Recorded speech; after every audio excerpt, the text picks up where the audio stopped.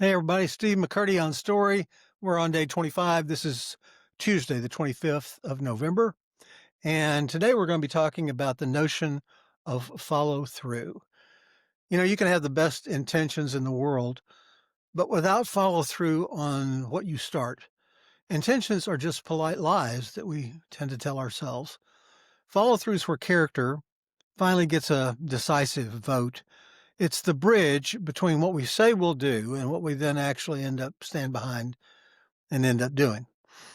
Most people don't fail because they're not capable. They fail because they leak little tiny leaks, energy leaks, commitment leaks, attention leaks. The promise sounded really good last night when we had the idea, but the morning comes, the mood changes, suddenly the promise evaporates. So follow through what you do after the mood you made the promise in has left the room becomes very important.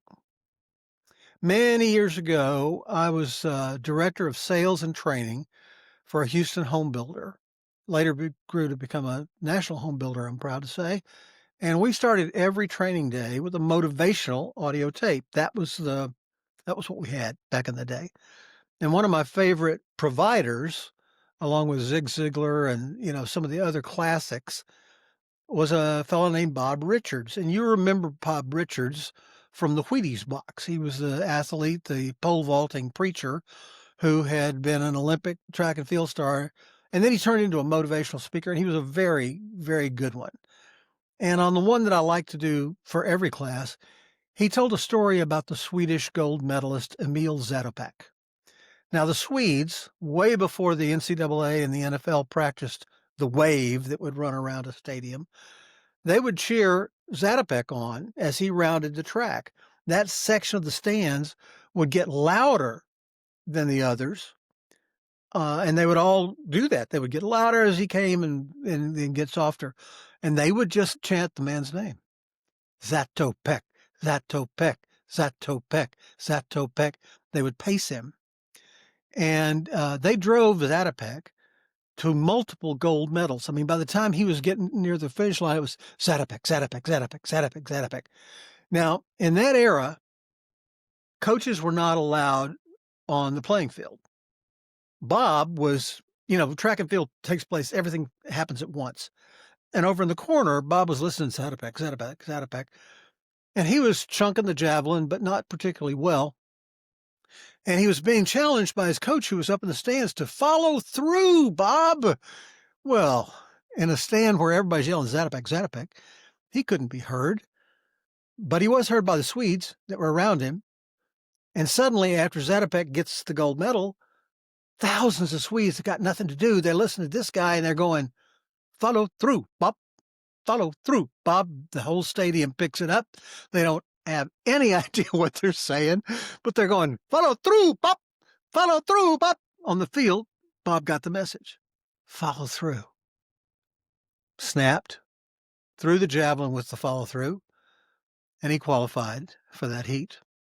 But he also qualified by having an incredibly powerful story to share about how people help each other get the message, but about how powerful follow through is as part of the effort. Not just the action, but in business, following through the next day or the next week or the next year to do what we came to do and said that we were going to do. It's practice in action again and again. So follow through really is kind of muscle memory. Every time you respect your own word, it grows. Every time you disrespect your own word, it shrinks. And there's a big kicker here. Other people can sense the size of your follow through muscle long before you open your mouth. They can feel whether you finish or flake out.